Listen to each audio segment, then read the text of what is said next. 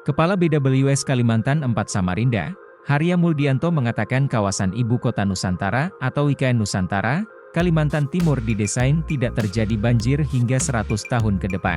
Caranya dengan pembangunan sejumlah bendungan, embung, beberapa intake, dan penanaman pohon endemik untuk menyerap air ketika terjadi hujan.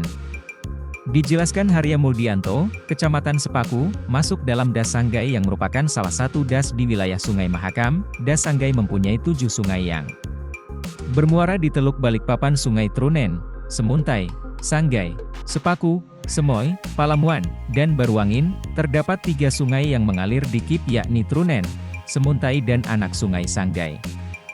Secara topografi lokasi Kip ialah daerah berbukit, lalu bagian hilir relatif datar berupa kawasan rawa. Banjir selalu terjadi berulang di tempat yang sama, karena beberapa kondisi topografi yang bergelombang, adanya bottleneck, serta ada bangunan yang masuk pada badan sungai, serta tingginya sedimentasi akibat pembukaan lahan di hulu. Sebelumnya, Balai Wilayah Sungai Kalimantan 4 Samarinda menyebut faktor historis yang mempengaruhi banjir di sekitar Ibu Kota Nusantara atau IKN Nusantara.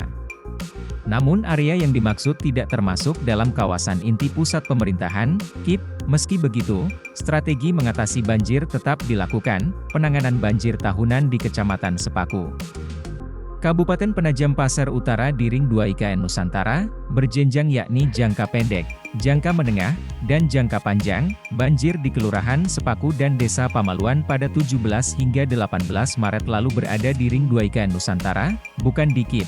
Ada beberapa hal terkaitan dengan banjir di IKN Nusantara. Salah satu kriteria pemilihan Kaltim sebagai kawasan IKN adalah daya dukung tanah dan air yang cukup memadai. Dirjen Sumber Daya Air diberikan tugas untuk menyiapkan infrastruktur dasar di IKN, yakni mengelola sumber daya air agar berkelanjutan.